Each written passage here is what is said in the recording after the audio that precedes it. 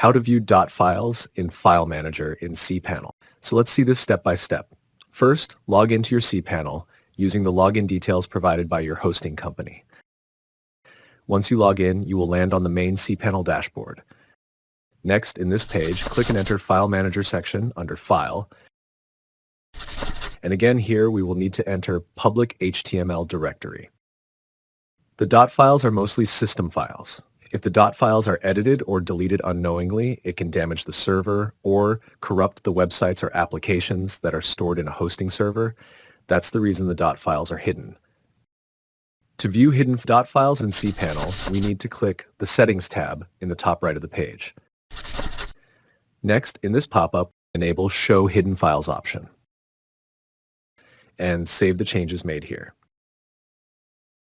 And done. Now you can see all the dot files in File Manager in cPanel. If you found this tutorial helpful, please like the video, leave a comment below, and share it with others. And don't forget to subscribe to the channel.